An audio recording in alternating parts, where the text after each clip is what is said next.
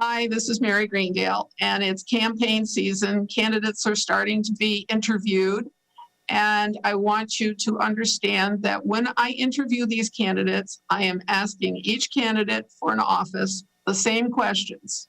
They get the questions in advance, they can prepare, and then we go through them.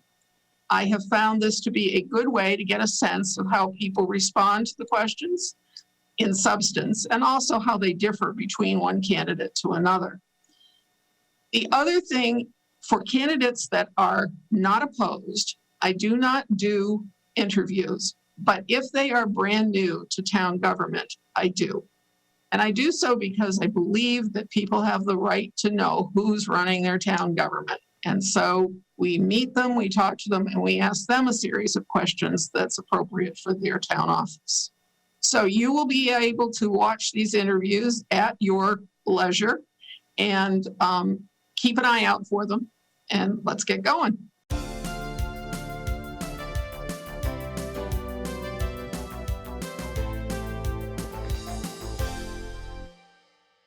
Hi, this is Mary Greendale, and welcome to Just Thinking. I want to introduce Amanda Bigelow. And Amanda, you're running for the school committee. That's right.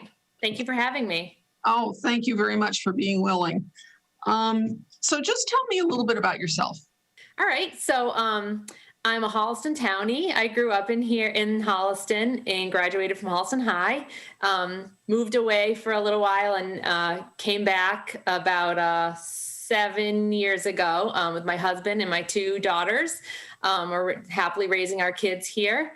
I'm also a teacher, so I have 15 years teaching high school math in Boston Public Schools and now Framingham Public Schools, with a little gap in between when my children were little, during which time I did odd jobs in the math community, consulting, curriculum development, and teaching. Tutoring. Tutoring, yep. And teaching as an adjunct at Leslie College and things like that. But I'm a lifelong public school teacher. And that explains my main interest in the school committee. And hey, you've already explained how long you've lived here. So were the schools a consideration, that is the condition, the circumstances, and so forth in making your choice to come to Holliston? Yeah, definitely. Almost as both a pro and a con. We had reservations about moving back to a town that had, we wanted something with a little more diversity, like racial and ethnic diversity, but we had ultimately decided on Holliston because it's such a wonderful town, it's such a supportive community, and the other assets sort of make up for the lack of diversity with the nice community feel to the schools. We loved the Montessori program. Both of our girls went through that. And so I'd say mostly it was an asset, something that drew us to the town. Okay, that's good. And what motivated you to run for the school committee? So I love this town. As you know, I grew up here. And since I'm a teacher, my husband is also a public school teacher. He's an English teacher in Millis. And my mom is a teacher. So my whole life, I eat, sleep, and breathe education. It's sort of how I feel like it's the most important thing. It can make or break a person's life. Equity in education is so important. So it's really the only way that I feel like I could give back to the town and really do my best and be able to help a lot, would be by joining the school committee. Education is my passion. It's all I know. Okay. So what do you have for specific skills or experience that you think you can bring to this committee? So being a person who has younger kids, I'm invested in, my daughters are 3rd grade and 6th grade. So I'm interested in making sure everything's great in the lower grades, but also I am a high school teacher, so that's what I know the most. My background working in schools has been with high school policy and things of that nature, so I think I'm pretty balanced all around. I think specifically I'm sort of a non-divisive person. I see that there's been a little bit of a rise of sort of The parents are wondering about what the teachers are doing. The teachers are doing what the parents are doing. There's no contract, and people are sort of battling a little bit. And I would hope to sort of build a bridge between the parents, the teachers, the school committee, and help everybody to work together and show that they're sort of not at odds.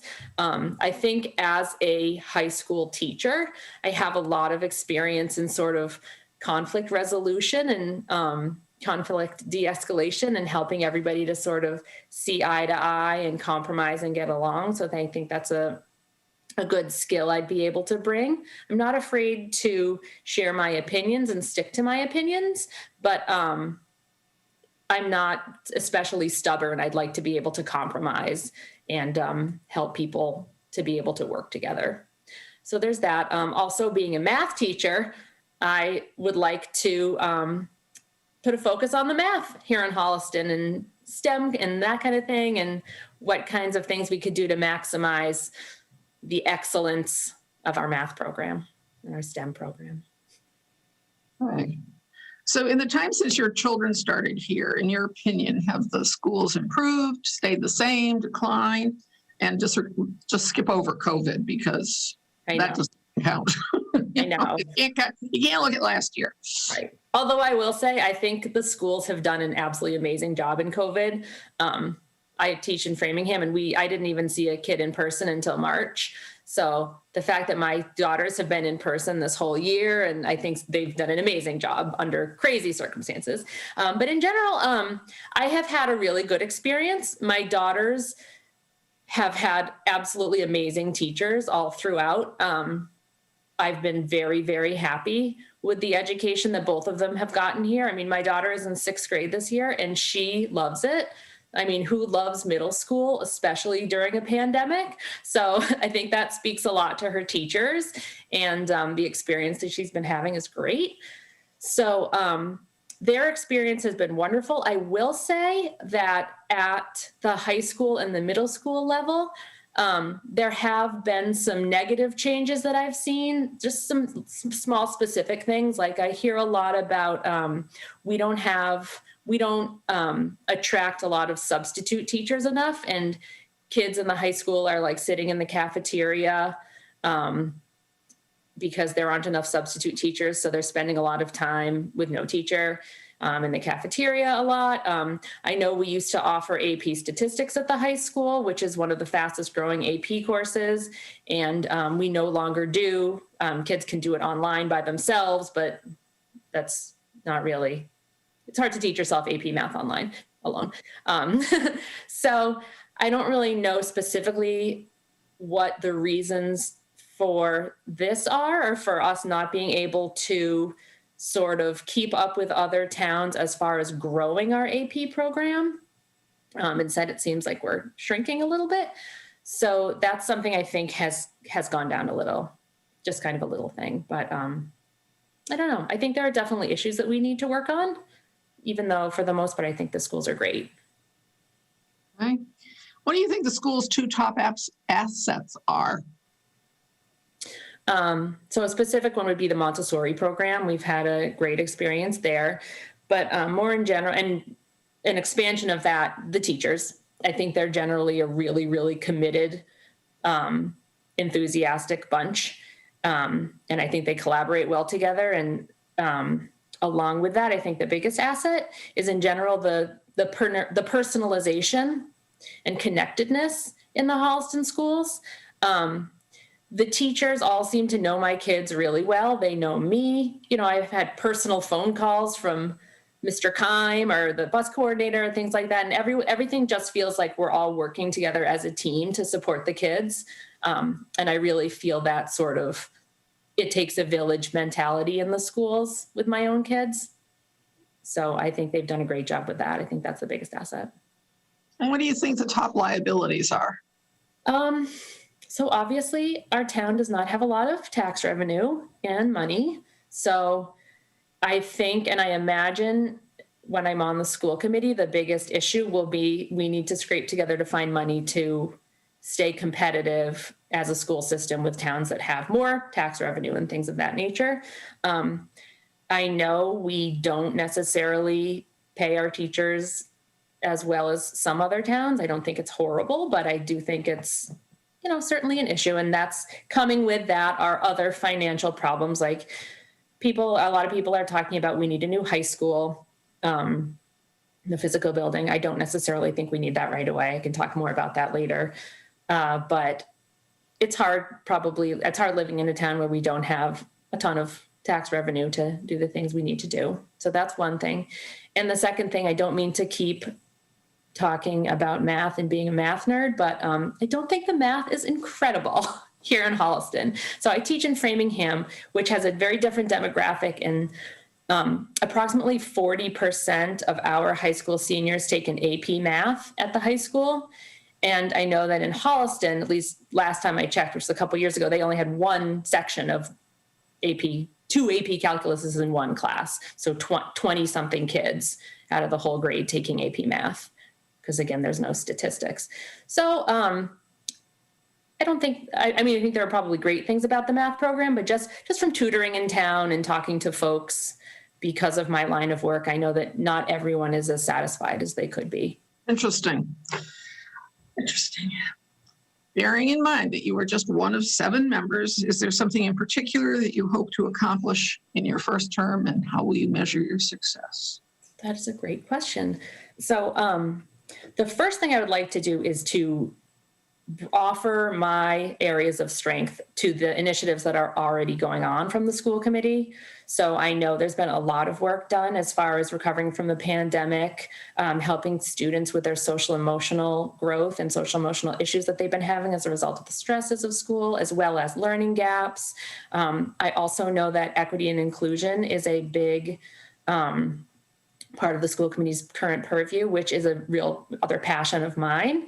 I serve on a diversity, equity, and inclusion policy committee at my own school. And so I would love to sort of partner with what's already going on. I know that the school committee is working with Diverse Holliston, and I would like to see that as something that's continuously going on in our schools and on the school committee, not just something that's like, oh, this is big in the news right now, so let's make sure we're showing that we're doing something along these lines. I'd like to make sure that supporting minorities in our schools, teachers and students, is something that's at the forefront throughout. So those are the things I'd like to do right away. And then my own personal thing that I don't think they're currently working on is, once again, I think we need, you know what I'm going to say? I think we should do sort of starting with the data gathering as far as why aren't we offering not just AP math, but other APs in the high school, and what are some of the things that are preventing us from, I guess I should say, ensuring that students have access to rigorous high-level courses throughout. And also, on the other side of that, making sure that our course offering is equitable. So it seems like right now, just from talking to a lot of folks, students have a hard time accessing like these high-level courses without having private tutoring, or they don't get enough enrichment, like they want more rigorous work. And so they go to like, Russian School of Math or Kumon or something like that. And so it becomes an equity issue because only folks that can really afford this extra stuff are getting it, and those that choose not to or can't aren't. So it becomes kind of an equity thing. So I don't know if it's that the block schedule at the high school needs to be revisited. That's something they've had for 20 something years, and I don't think it's really been questioned. And students, the schedule doesn't allow for access to all these courses. And on the flip side of that, also making sure that our special ed students are properly supported and they have enough of the course offerings that they need. So I would like to look into the high school schedule and see if teachers are happy with it, parents are happy with it, students are happy with it. And if they are, if that's not the issue, then what changes can be made so that we can compete with other towns as far as being able to offer these courses to kids. Well, What about the undergrades, though, the lower grades? Is it possible, I mean, I guess it's really not a question as much as an observation, is that high school is sort of the end of the trek. Right. And so how's the beginning of the trek Right. going as far as math is concerned? Right. Yeah. Exactly. So that's also needs to be part of the conversation. So middle school is where it is the next step, right? Like if they're not getting this in high school, what's happening in the middle school? I know they just detract the math courses there. And since what I know about is math, I need to immediately start gathering more data about the other subjects as well, right? Like as far as other subjects, what APs are being offered? Are folks happy with the special ed program in those areas? And is there work with teachers amongst grades? So they're looking at like the progression of these courses as far as like, well, for the MCAS, they need to be able to know this in 10th grade. So in middle school, are we covering this? Or are we thinking about including these ideas, and are we doing it all throughout? So definitely elementary and the younger grades are a big part of that conversation. The only reason I'm sort of talking more about at the high school level is because talking to other people in town, people seem to be happier in the younger grades with the school system. Now I could be wrong about that, and I definitely need to be, take more information in, but that does seem to be the prevailing thinking, is that everyone is really, really happy with the schools until maybe late middle school. And then maybe we'd be happier if this were happening. And then it sort of tips off, and then our high school ranking keeps going down and everyone's talking about that. A lot of people think, if you'll allow me to drone on and on about this some more, sorry, this wasn't really your question. A lot of people think we need a new high school because many surrounding towns like Medway has a brand new building, and, Medfield and all those. Well, I'm not against this. I know down the line this is something. I know this is like hundreds of millions of dollars that we don't have. And so I think instead of immediately saying well, it's because we need a new high school, this will solve all the problems.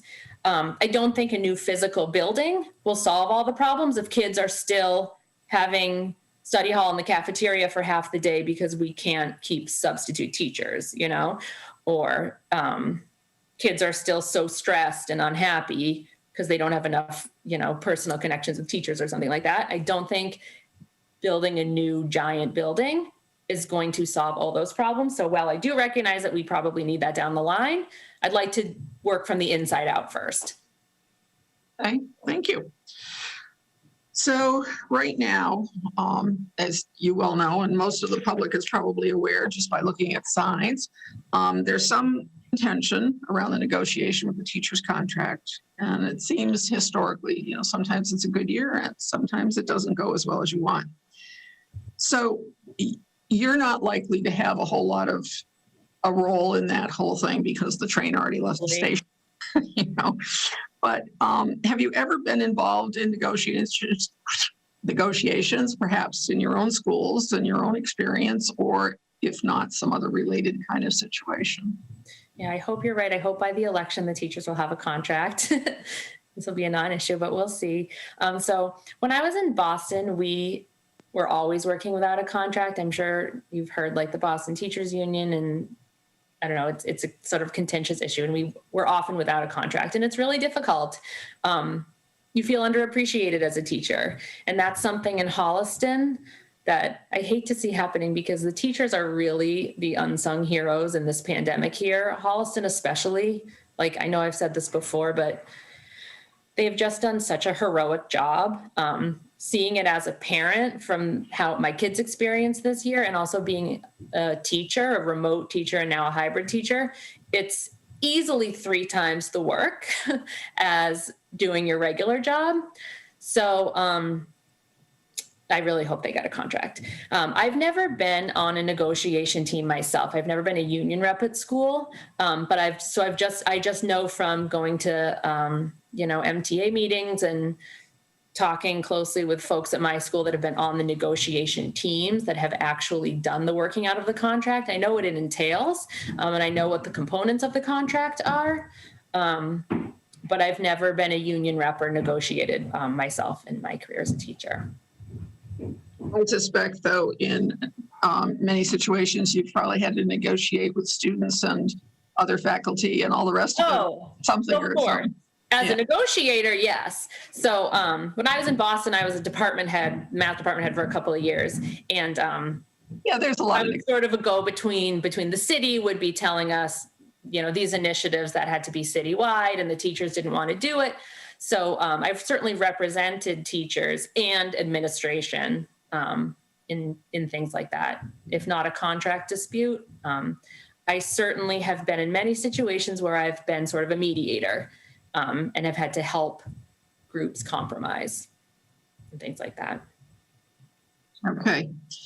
Now, as a school committee member, you directly won't have a whole lot of control over the process or really at any time. I mean, the negotiations and all of that just sort of happen on their own timeline, driven a lot by law, driven a lot by lawyers, which is not my favorite thing. But anyway, if you had the right and the rule to go ahead and do whatever you wanted to do, how would you address the question of hazard pay for teachers this year? So, I mean, in general, I support anything that allows teachers to be more incentivized, more, helps with retention of teachers in the schools and shows appreciation for teachers, because I think they're absolutely amazing.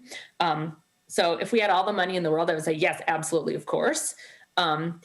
However, that being said, I don't want to resort to let's just throw some money at the situation and everything will be fine. I think it would make more sense, and I'm thinking this as a teacher myself, if we actually ask the teachers what would make their jobs easier and what would be able to help them do them most effectively. Would they rather have an extra $250 of hazard pay, or would they rather, let's say, not have to cover other teachers' classes when they're absent so they don't lose their prep time? Or would they rather have more access to materials that allow them to better differentiate in their classrooms, like to teach to different levels of kids in the same classroom? Would they rather not teach hybrid, have just focus on the kids in their class and have the remote students be separate so that they can focus on the kids in their class? What else would they actually need that would improve their working conditions and help them to be most effective teachers? Rather than us just saying we'll just give you some money and keep doing your thing. So I feel like more specific, really hard work needs to be done by the school committee into seeing what can make this school most effective. Perfect world, we do all that and we give them hazard pay, right? But not necessarily. I think almost that's the easy way out. This is just sort of a sidebar to that, but another question.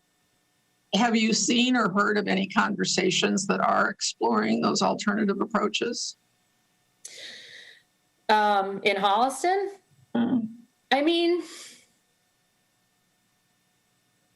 I think, I'm sure that, I don't know. I think I would have to find out what's happening in the individual schools, between admin and teachers. I'm sure they are happening. I would hope so. That the teachers aren't just sort of left on their own. I know there's some good professional development that takes place in Holliston to support the teachers. And I hope there's a lot of it. Okay. I'm going to give you a few minutes to do whatever kind of wrap up you'd like to do and any last pitch that you'd like to make to voters for your candidacy. Thanks. Well, I just want to say to the people of Holliston that I really hope you would consider voting for me. I just want to say that I really love Holliston and I really would like to work hard to ensure that the schools are the best they can be. I think they're great, but I do think that they can be better.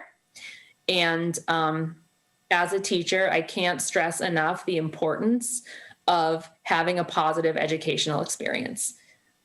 Where it's rigorous, where the kids are getting the help that they need, where the teachers are meeting them at their level, where they have connections with their teachers, right? We especially need that now with all the stresses that have been going on in the past couple of years. And I really hope that you give me the opportunity to work to make our town schools the best they can be. Thank you, Amanda. Thank you very much. So the election is May 25th. So let's make sure you have that date on your calendars. And until next time, I will sign off for now, and I'll see you again soon. Okay, thanks. Thank you.